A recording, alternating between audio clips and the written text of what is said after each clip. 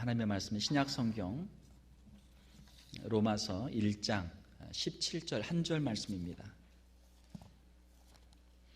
신약 성경 240페이지 로마서 1장 17절 우리 한 절 말씀 같이 합독해서 같이 읽겠습니다. 복음에는 하나님의 의가 나타나서 믿음으로 믿음에 이르게 하나니 기록된 바 오직 의인은 믿음으로 말미암아 살리라 함과 같으니라. 아멘. 오늘은 종교개혁 499년 9주년 기념주일입니다. 1517년 10월 31일 마르틴 루터가 그 당시 지금으로부터 499년 전이죠. 그 당시 로마 카톨릭 교회의 타락과 부패의 한거에서 당시 비텐베르그 대학 성당의 정문에 95개 주의 반박문을 붙이면서 종교개혁이 시작되었다라고 그렇게 많은 사람들이 이야기를 하고 있습니다. 물론 루터뿐만이 아니고 당시에 여러 많은 개혁자들이 있었지만 루터의 이러한 종교개혁이 지금 우리가 말하고 있는 개신교의 이제 프로테스탄트의 하나의 시발점이 되었다. 그렇게 우리가 교회사적으로 이야기를 할 수 있겠습니다.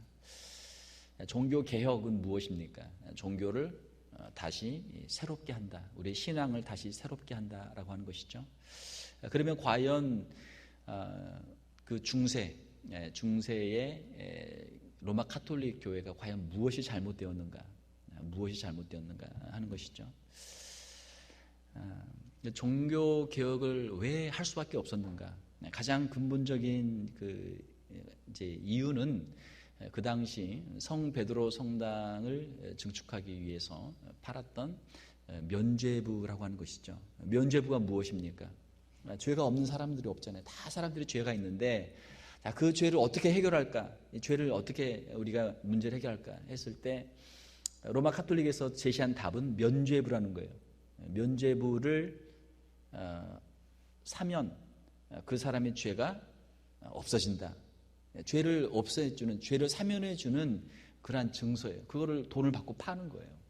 그래서 돈이 있는 사람들은 그거를 사서 죄를 사함받고, 돈이 없는 사람들은 살 수 없으니까 돈이 없는 사람들은 이 죄를 해결할 수 없는 그런 참 어처구니 없는 그러한 일들이 있었던 것이죠. 로마 카톨릭 교회에서 성 베드로 성당, 그 어마어마한 지금 교황이 살고 있는 그 성 베드로 성당을 수축하는데 돈이 어마어마하게 들거든요. 사람들에게 돈이 필요하니까 그 면죄부를 판 거예요. 그래서 루터는 이제 신학 박사고 신학 교수인데 자기가 아무리 성경을 읽어도 성경에 면죄부를 팔면, 면죄부를 사면 죄가 없어지고 면죄부를 못 사면은 죄 사함을 못 받는다는 그런 성경 말씀이 없거든요. 그런데 안타깝게도 그 당시 중세에는 성경이 라틴어로 되어 있는데 라틴어도 이제 사실 번역본이죠. 원래는 구약은 히브리어, 신약은 헬라어로 되어 있는 것을 이제 제롬이라고 하는 사람이 라틴어로 번역을 해서 그것을 이제 오랫동안 라틴어로 모든 유럽에 있는 사람들이 성경을 보고 있었는데 안타깝게도 일반 사람들은 라틴어를 배운 적이 없으니까 성경을 읽을 수가 없어요. 또 지금처럼 이렇게 인쇄술이 발달된 것이 아니고 성경이 보급이 되지 않았기 때문에 성경이 없거든요. 그러니까 사람들이 성경에 무슨 말이 있는가를, 하나님의 말씀을 모르기 때문에 그냥 로마 카톨릭 교회에서 면죄부를 사면 죄 사함을 받는다 그렇게 가르치니까 그런 줄 알고 그냥 주머니를 털어서 돈을 내고 면죄부를 사는 거예요. 이것이 당시 중세 로마 카톨릭의 모습이었죠. 종교개혁자들은 그것이 아니다. 성경에는 하나님의 말씀이 있고 하나님의 말씀에는 우리가 어떻게 구원을 받는지, 예수 그리스도를 믿음으로 말미암아 하나님의 은혜로 구원을 받는다고 하는 분명한 복음이 있기 때문에 그것을 이제 주장을 했던 것이고, 사람들에게 그것을 가르치기 위해서 성경을 각 나라의 언어들로 번역을 시작했던 것이죠. 위클리프 같은 경우는 이제 영어로 성경을 번역을 했고, 루터는 독일어로 성경을 번역했고, 그리고 구텐베르그 같은 경우는 이제 인쇄술, 활자, 금속 그 활자를 만들어서 성경을 보급하기 위해서 성경을 이제 대량으로 인쇄해서 싼 값에 많은 사람들에게 보급하기 위해서 그런 인쇄술을 또 개발을 했던 것이죠. 이 모든 것이 성경을 보급하기 위해서, 성경을 읽도록 하기 위해서 했던 일들이죠. 지금도 위클리프 선교회나 GBT 선교회 또 여러 선교단체들이 각 나라의 모든 사람들에게 자기의 언어로 성경을 읽을 수 있도록 하기 위해서 사역을 하고 있습니다. 현재로는 약 전 세계 70억의 인구가 있는데 97% 정도의 사람들이 자기의 언어로 성경을 읽을 수 있습니다. 남은 이제 3% 정도가 자기 언어로 된 성경이 없어요. 그래서 그 미전도 종족들을 위해서, 그 사람들을 위해서 성경을 번역하는 사업들을 하고 있고, 현재 추세로 하게 되면은 2030년까지는 모든 사람들이 자기의 언어로 성경을 가질 수 있도록 지금 그 성경 번역 사업에 지금 박차를 가하고 있는 것이죠. 자, 이 종교 개혁은 성경으로 다시 돌아간다. 성경에 있는 말씀으로 다시 돌아간다라고 하는 것이 이제 종교 개혁의 아주 중요한 것 중에 하나였습니다. 자, 과연 그러면 오늘날 우리의 신앙 생활은 어떻습니까? 우리가 499년이라고 하는 그 거의 500년이 되는 긴 시간이 지나고 나니까 종교 개혁자들의 그 생명을 건 당시 로마 카톨릭의 박해와 또 그 여러 로마 카톨릭과 연결되어 있는 여러 그 국가와 그 기관들로부터 엄청난 박해를 받았는데 생명을 걸고 종교 개혁을 했는데 과연 우리의 신앙 생활은 어떤가라고 하는 것이죠. 과연 오늘날 우리는 개혁된 종교 개혁자들의 그 신앙과 그 신앙의 생명을 건 그러한 생활을 우리가 하고 있는가? 우리 자신들에게 스스로 우리가 반문을 해 보아야 될 줄 믿습니다. 우리에게 성경이 주어져 있지만 우리가 성경을 열어서 성경을 읽고 하나님의 말씀을 우리가 배우지 않으면 아직도 우리가 성경이 없는 중세시대의 그런 신앙생활을 할 수도 있는 것이죠. 자기 스스로 중세로 다시 돌아가는 것이죠. 우리가 하나님의 말씀을 사랑하고 하나님의 말씀을 늘 가까이 할 수 있는 저와 여러분들이 될 수 있기를 주님의 이름으로 축원합니다. 오늘 우리가 종교개혁주의를 맞이하면서 종교개혁자들이 외쳤던 슬로건 중에 3가지만 한번 간단하게 살펴보도록 하겠습니다. 첫 번째로는 솔라 그라치아라고 하는 것이죠. 오직 은혜로. 종교개혁자들은 하나님의 은총을 강조를 했습니다. 왜 그렇습니까? 로마 카톨릭의 그 당시 신학에는 하나님의 은총이 없었어요. 하나님의 은총이 없고 뭐가 있습니까? 사람들의 자력, 자기 힘으로 우리가 구원을 받는다라고 하는 자력 구원의 잘못된 교리가 있었기 때문이죠. 구원에 있어서 하나님의 은총, 하나님의 은혜를 강조하는 것은 어거스틴 신학의 전통을 따른 것입니다. 물론 성경을 따른 것이죠. 어거스틴은 초대교회 교부고 아주 가장 위대한 신학자 중에 한 명입니다. 그가 성경을 연구하면서 하나님의 은총, 하나님의 은혜라고 하는 것을 그가 평생 강조를 했었죠. 어거스틴의 그 신학은 우리는 다 하나님 앞에서 죄인이고 하나님의 은혜로 우리는 구원을 받습니다 라고 하는 것이 그의 신학의 하나의 그 정리된 문장이라 할 수 있는 것이죠. 어거스틴의 그 유명한 Confession이라고 하는 그의 고백록 또는 참회록을 보게 되면 자신이 어린 시절부터 자신이 하나님 앞에서 지었던 모든 죄들을 자기가 회개하면서 거기에다가 자기 자서전처럼 자기의 모든 죄들을 거기다 고백을 해놨어요. 그리고 내가 나된 것은 하나님의 은혜입니다. 하나님의 은혜로 내가 구원을 받았고 하나님의 은혜로 내가 하나님의 종이 되었습니다 라고 하는 자신의 일생에 대한 자서전적인 신앙 고백을 거기다 써놨어요. 오직 은혜로라고 하는 것은 우리는 하나님 앞에서 죄인이고 우리 스스로는 우리 자신을 스스로 구원할 수 없는 죄인입니다 라고 하는 그러한 신앙 고백이죠. 로마서 3장 23절 24절을 보게 되면 모든 사람이 죄를 범하였으니 하나님의 영광에 이르지 못하더니 한 사람도 의인이 없고 모든 사람이 하나님 앞에서는 죄인입니다 라고 하는 것이 성경의 분명한 말씀이죠.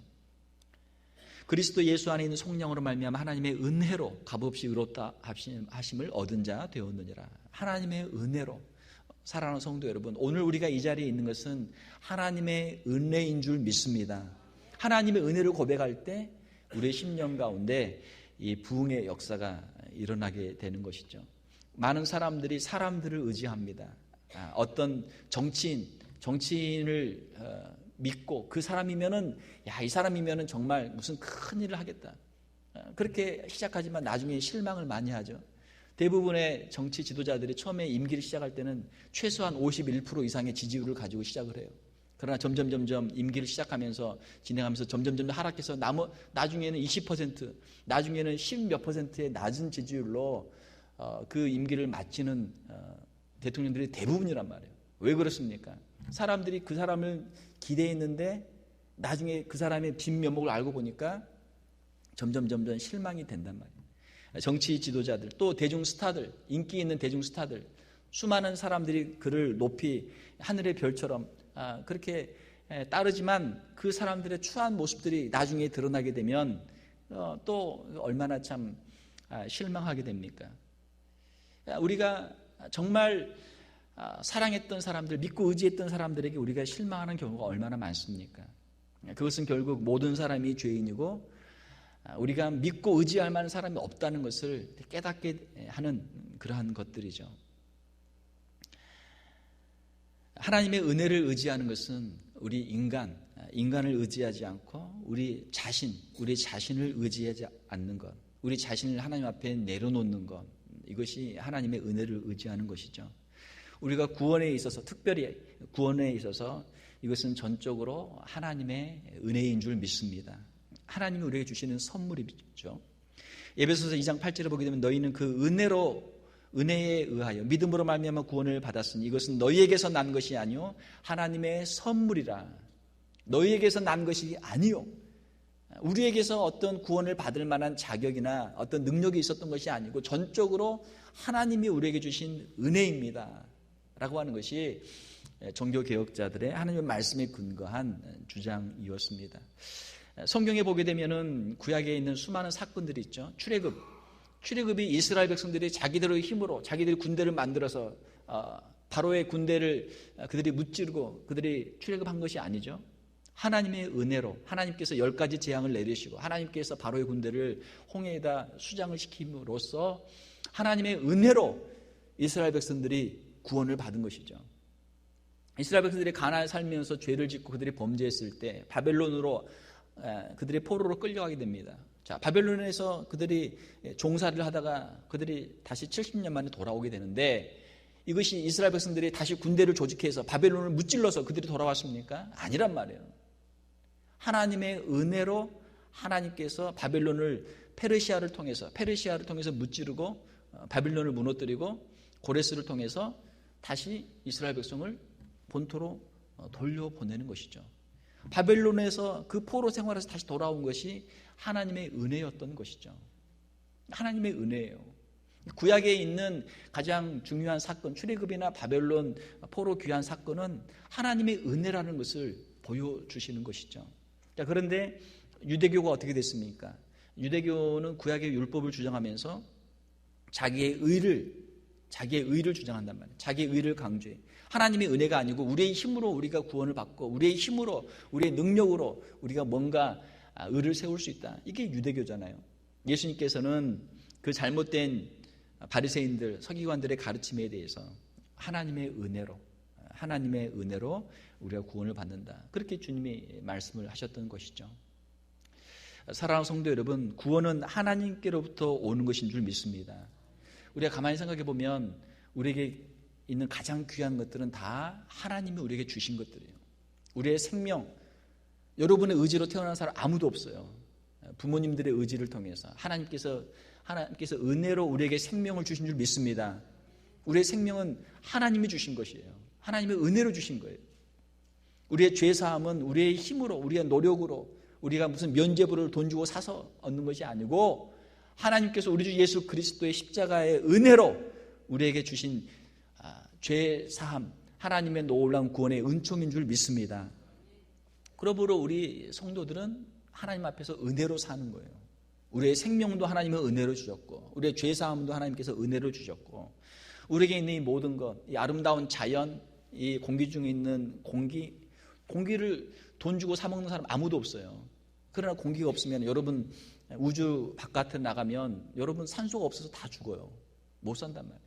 하나님께서 주신 것들을 우리는 값없이 누리며 사는 것이죠. 이것이 하나님의 은혜예요. 그런데 우리는 그 은혜를 잊어버려요. 배은 망덕, 은혜를 잊어버려요. 그러면 마음이 강팍해지고, 이것이 하나님이 주신 것인데 자기 것인 줄 알고 자기 것으로 주장하고 욕심 부리고 다른 사람과 싸우고 어리석게 그렇게 살아가는 것이죠. 사랑하는 성도 여러분, 우리에게 있는 것, 우리에게 있는 가장 귀한 것들, 또 우리에게 있는 이 모든 것이 다 하나님의 은혜인 줄 믿습니다. 그 은혜를 기억할 때 우리가 올바른 신앙생활을 할 수 있고 하나님을 참으로 예배할 수 있는 자들이 되는 것이죠. 두 번째로는 솔라 피데라고 하는 것입니다. 이것은 오직 믿음으로라고 하는 라틴어죠. 라틴어입니다. 솔라 피데. 뜻은 오직 믿음으로. 종교개혁자들은 믿음을 강조했어요. 특별히 마르틴 루터가 믿음을 강조했죠. 이신칭의, 오직 믿음으로 의롭다 하심을 받는다. 이신칭의. 오늘 우리가 읽었던 로마서 1장 17절의 말씀입니다. 복음에는 하나님의 의가 나타나서 믿음으로 믿음에 이르게 하나니 기록된 바 오직 의인은 믿음으로 말미암아 살리람과 같으니라. 누구를 믿습니까? 하나님을 믿는 것이고 특별히 예수 그리스도를 믿는 것이죠. 예수 그리스도를 믿는 그 믿음으로 우리가 하나님 앞에서 의롭다함을 받습니다. 예수님을 믿는다는 것은 무슨 뜻입니까? 하나님께서 우리 죄인들을 사랑하셔서 예수 그리스도를 보내주셨고, 예수님께서 십자가에서 우리의 죄를 대신하여 죽으심으로 우리의 죄가 사함을 받았습니다. 예수 그리스도 안에 있는 자, 예수 그리스도를 믿는 자는 누구든지 멸망치 않고 영생을 받습니다. 이것을 우리가 믿는 것이죠. 예수 그리스도를 믿을 때 하나님께서 그 믿음을 보시고 우리의 죄를 사해 주시는 것이죠. 믿음은 하나님이 우리에게 주시는 선물입니다. 믿음 역시 하나님의 선물이에요. 우리의 믿음을 통해서 구원을 받지만 이 믿음까지도 우리의 공로가 아니고 이 믿음까지도 하나님께서 우리에게 주시는 은혜죠. 선물이죠. 사랑하는 성도 여러분, 우리가 어떤 면죄부를 사거나 우리가 어떤 율법을 지키거나 우리의 어떤 자신의 능력으로 어떤 행위로 구원을 받는 것이 아니고 오직 예수 그리스도의 십자가의 죄사함의 은총으로 우리가 구원을 받는 줄 믿습니다. 이것이 성경에서 말씀하고 있는 거예요. 왜 그렇습니까? 우리는 하나님 앞에서 죄인이고 우리가 아무리 선행을 한다고 해도 그것은 부족해요. 우리가 완벽할 수가 없단 말이에요. 하나님 앞에서 항상 부족해요. 항상 우리는 죄인으로 하나님 앞에 드러나게 되는 것이죠. 그러나 십자가에서 우리 주님이 우리를 대신하여 우리의 모든 죄를 담당하실 때 우리 주님의 그 십자가의 대속은 능력이 있고 우리의 모든 죄를 사할 그런 능력이 있기 때문에 하나님께서 그 십자가의 은총으로 우리의 죄를 사하여 주시고 우리를 하나님의 자녀로 삼아 주시는 줄 믿습니다. 이것이 성경의 말씀이에요. 오직 의인은 믿음으로 말미암아 살리라. 여기서 믿음은 우리 자신의 행위, 우리 자신의 율법 준수, 우리 자신의 어떤 공로와 대조가 되는 그러한 것이죠. 우리가 예수님을 믿음으로 하나님 앞에서 죄사함 받고 구원받는 줄로 믿습니다. 이것이 우리가 오직 믿음이라고 하는 뜻이에요. 자, 그러나 참된 믿음이라고 하는 것은 우리의 신앙생활에 있어서 참된 회개와 참된 순종을 동반하게 되는 것이죠.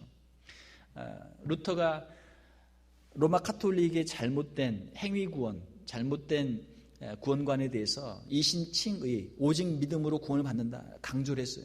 그러나 이게 잘못된 방향으로 오해가 됐을 때 문제가 또 다른 문제가 생기게 되는 것이죠. 그것은 무엇입니까? 내가 예수님을 믿었으니까 이제는 내 마음대로 살아도 된다. 그리고 마음대로 사는 사람이 있어요. 그건 아니죠. 성경에 보게 되면 참된 믿음을 가진 사람은 주님 앞에 참된 회개를 가지고 참된 성화의 길을 걷게 되는 줄로 믿습니다. 야고보서 2장 17절에 보게 되면 이와 같이 행함이 없는 믿음은 그 자체가 죽은 것이라. 우리가 예수 그리스도를 믿음으로 말미암아 하나님의 자녀가 되었으면 이제는 하나님의 자녀로서 하나님의 말씀에 순종하는 삶을 살게 되는 것이죠. 우리가 어떤 순종으로 구원을 받는다는 의미가 아니고 우리가 예수 그리스도를 믿음으로 말미암아 우리가 변화된 새로운 자아를 가지고 새로운 인격을 가지고 예수 그리스도 안에서 이제는 믿는 사람으로서 그 믿음의 길을 참된 회개와 순종을 통해서 살아간다는 뜻이에요. 만약 우리가 예수님을 믿노라 하고 예수님의 십자가 은혜를 체험했다고 하면서 주님에 대한 참된 회개와 참된 순종이 없다면 그것은 거짓 믿음이죠. 거짓 구원이죠. 참된 믿음과 참된 순종은 오직 예수님 안에 거할 때만 가능하게 되는 것이죠. 요한복음 15장 5절에 보게 되면 나는 포도나무요 너희는 가지라. 그가 내 안에 내가 그 안에 거하면 사람이 열매를 많이 맺나니 나를 떠나서 너희가 아무것도 할 수 없습니다. 예수님을 믿는다는 것은 무엇입니까? 예수님을 의지하는 것이고 예수님을 붙잡는 것이고 예수 그리스도 안에 거하는 것이죠. 주님과 늘 함께 동행하는 것이죠. 우리가 예수 그리스도와 함께 할 때 주님의 그 능력이 우리에게 임하게 되는 줄 믿습니다. 예수님을 떠나게 되면 나를 떠나서는 너희가 아무것도 할 수 없습니다. 예수님을 떠나게 되면 우리의 영적인 생명이 영적인 능력이 끊어지게 돼요. 예수님 안에 있을 때 예수님과 함께 동행할 때만 우리가 진정 예수님을 믿는 사람이고 예수님을 의지하는 사람이고 예수님의 그 능력을 체험하는 성도의 삶을 살 수 있다라고 하는 것이죠. 내가 예수님을 믿습니다 하면서 예수님과 전혀 관계없는 삶을 산다면 예수 믿는 사람 아니죠. 사랑하는 성도 여러분, 여러분들이 예수 그리스도를 여러분 신앙생활을 처음 시작할 때 예수 그리스도를 구주로 용접하신 줄 믿습니다. 예수님의 그 사랑, 뜨거운 사랑을 여러분들이 체험한 줄 믿습니다. 그러면 예수님의 그 사랑 안에 여러분들이 거할 수 있기를 주님의 이름으로 축원합니다. 종교 개혁은 무엇입니까? 다시 신앙을 다시 회복시키는 운동이에요. 신앙 부흥 운동이에요. 초대교회 신앙으로 다시 돌아가는 거예요. 예수님의 말씀으로 다시 돌아가는 거예요. 우리가 처음에 가졌던 예수님에 대한 우리의 신앙, 우리의 첫사랑, 예수님에 대한 우리의 첫사랑, 그 마음으로 우리가 다시 돌아가는 거예요. 서로 사랑하는 성도 여러분, 여러분들의 신앙생활 맨 처음 예수님을 처음 만났을 때, 십자가의 은혜를 체험했을 때 그걸 한번 기억해 보세요. 그 예수님의 첫사랑이 그 여러분 심령 가운데 지금도 있습니까? 아멘 해야죠. 여러분들 심령 가운데 주님을 향한 그 사랑이 더욱 뜨거워질 수 있기를 주님의 이름으로 축원합니다. 예수님을 붙잡는 거예요. 내가 예수님 한번 믿었습니다. 옛날에 한번 믿었습니다. 지금은 안 믿습니다. 이거는 아니잖아요. 예수님을 한번 내가 믿었습니다. 그러면 그 예수님을 그때 내가 붙잡았고 내가 믿었고 의지했고 지금도 예수님을 내가 믿고 예수님을 붙잡고 예수님을 의지하고 내가 지금도 예수님과 함께 동행하고 있습니다. 내가 믿는 예수님, 내가 붙잡고 있는 이 예수님을 내가 이 땅에 내 생명이 다하는 그날까지 내가 주님을 의지하고 주님 계신 그 영원한 천국에 우리가 이르기를 원합니다. 이것이 우리의 신앙 고백이 되어야 될 줄 믿습니다. 세 번째로 종교개혁자들의 모토 중에 하나는 바로 솔리 데오 글로리아, 오직 하나님께 영광을 이라고 하는 것이죠. 오직 하나님께 영광을. 종교개혁자들은 하나님의 영광을 강조했어요. 특별히 존 칼빈이라고 하는 신학자가 그의 신학에서 하나님의 주권, 하나님의 영광을 강조했습니다. 로마 카톨릭 신학에서는 하나님의 주권, 특별히 하나님의 영광의 신학이 약하단 말이에요. 그러면 누구의 영광을 추구합니까? 사람들의 영광을 추구하는 거예요. 나의 영광. 사랑하는 성도 여러분, 구원은 하나님이 시작하시고 하나님이 진행하시고 하나님이 완성하시는 하나님의 역사인 줄 믿습니다. 이것이 칼빈의 고백이에요. 이것이 성경의 말씀이에요. 우리가 구원의 서정에서 보았던 것처럼 하나님께서 창세전에 하나님께서 예정하시고 하나님께서 택한 사람들을 부르시고 예수 그리스도를 믿게 하시고 성화의 길을 걷게 하시고 고난과 환난과 핍박 가운데서 인내하게 하시고 도우시고 예수 그리스도의 그 모습을 사모하며 거룩한 성화의 길을 걷게 하시고 그리고 마지막에는 주님의 영광스러운 모습으로 우리를 변화시켜 주시는 줄 믿습니다. 이것이 구원의 소정이에요. 하나님께서 계획하시고 하나님께서 진행하시고 하나님께서 완성하시는 것이 구원의 역사예요. 그러므로 우리가 이 구원에 있어서 이것은 하나님의 영광, 하나님께만 영광을 돌리는 우리 성도들이 되어야 될 줄 믿습니다. 이것이 종교개혁자들의 신학이에요. 거기에는 어떤 인간의 자신의 공로나 자신의 자랑할 만한 부분이 전혀 없습니다. 내가 돈이 많아서 면죄부를 사서 내가 구원받는 것도 아니고, 내가 무슨 능력이 많아서 내가 무슨 일을 많이 해서 구원받는 것도 아니고, 내가 착해서 내가 어떤 선한 일을 많이 해서 내가 구원받는 것도 아니고, 오직 하나님의 은혜로, 예수 그리스도의 십자가의 공로로, 예수 그리스도를 내가 믿음으로, 예수 그리스도를 의지함으로 내가 구원을 받는 줄 믿습니다. 이 모든 것은 하나님께서 하시는 일입니다. 그러므로 하나님께만 영광을 돌려드립니다. 이것이 종교개혁자들의 신학이에요. 이것이 성경의 말씀이죠. 사랑하는 성도 여러분, 우리 인생 가운데 모든 영광은 오직 하나님께만 돌려드리는 저와 여러분들이 될 수 있기를 주님의 이름으로 축원합니다. 우리 인생의 목적은 무엇입니까? 하나님께서 우리를 지으신 인생의 목적이 뭐예요? 그것은 하나님께서 우리에게 주신 것들을 감사하면서, 하나님께 찬송하면서 하나님께 영광을 돌리도록 하기 위해서 하나님께서 우리를 지으신 줄 믿습니다. 우리 자신의 영광이 아니고 하나님의 영광을 추구하는 삶을 사는 것이 바른 성도의 삶이에요. 우리의 마음속에 있는 교만과 다른 사람에 대한 비교와 다른 사람에 대한 시기와 질투로 우리가 서로 분쟁하고, 우리 자존심 때문에 우리 가정에서, 교회에서 수많은 문제들이 발생하게 되죠. 우리 자신을 내려놓고, 하나님, 나는 죄인입니다. 저는 죄인입니다. 하나님의 은혜로 우리가 이 자리까지 왔습니다. 주님 홀로 영광 받아 주시옵소서. 하나님의 영광만을 추구하며 살아갈 때 우리의 인생 가운데 하나님께서 더 큰 은혜를 주시고 더 큰 복을 주시는 줄 믿습니다. 그러므로 우리 성도는 하나님께 늘 감사와 찬송과 영광만 돌려야 하는 것이죠. 특별히 우리의 구원에 있어서, 하나님이 주신 구원에 있어서 늘 감사와 찬송할 수 있는 저와 여러분들이 될 수 있기를 주님의 이름으로 축원합니다. 세상 일이 힘들고 어렵죠. 살다 보면 얼마나 고난이 많습니까? 우리 건강의 문제, 가정의 문제, 사업의 문제, 인간관계의 문제, 때로는 예수 믿는 것 때문에 환난과 핍박을 당할 때도 있고 수많은 문제들이 있어요. 자, 그러나 하나님께서 우리에게 주신 이 귀한 생명, 이 구원의 은총을 생각할 때 다른 것들을 우리가 내려놓을 수 있고 하나님께 우리가 찬송하고 우리가 예배할 수 있는 줄 믿습니다. 이사야 43장 21절을 보게 되면 이 백성은 내가 나를 위하여 지었나니 나를 찬송하게 하려 함이니라. 하나님께서 우리를 지으신 목적은 우리를 통해서 찬송받기 위해서 하나님께서 우리를 지으셨다는 거예요. 우리가 어떠한 힘들고 어려운 순간 가운데, 그 고난 가운데, 그 깊은 자리에서, 그 고난의 깊은 자리에서 하나님을 찬송할 때 하나님께서 우리의 찬송을 들으시는 줄 믿습니다. 바울과 실라가 빌립보 감옥에서 찬송할 때, 찬미할 때, 그들이 기도할 때 옥문이 열리는 역사가 있는 줄 믿습니다. 우리 인생 가운데도 그런 역사들이 일어나는 거예요.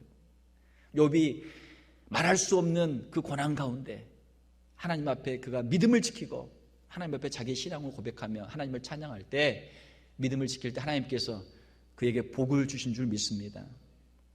우리가 찬송은 우리가 기쁠 때만, 좋을 때만 하는 것이 아니고 우리가 어디서든지 할 수 있어요. 아무리 힘들고 어려워도 오히려 그 가운데 찬양하는, 그 가운데서 우리의 드리는 신앙의 고백과 찬양이 더 아름다운 찬양이 되는 줄 믿습니다. 세상이 이길 수 없는, 세상이 감당할 수 없는 믿음으로 하나님께 우리가 영광을 돌리게 되는 줄 믿습니다. 찬송을 열심히 하는 건 하나님께 영광을 돌리는 것이죠. 에베소서 1장 5절에서 6절 보게 되면 그 기쁘신 뜻대로 우리를 예정하사, 하나님이 저와 여러분들을 미리 예정하셨어요. 예수 그리스도로 말미암아 자기의 아들들이 되게 하셨으니 이는 그가 사랑하시는 자 안에서 우리에게 거저 주시는 바, 하나님의 은혜로 주시는 것이죠.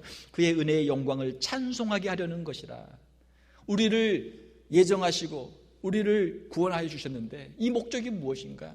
하나님께 영광을 돌리기 위해서 우리를 구원하셨다라는 것입니다.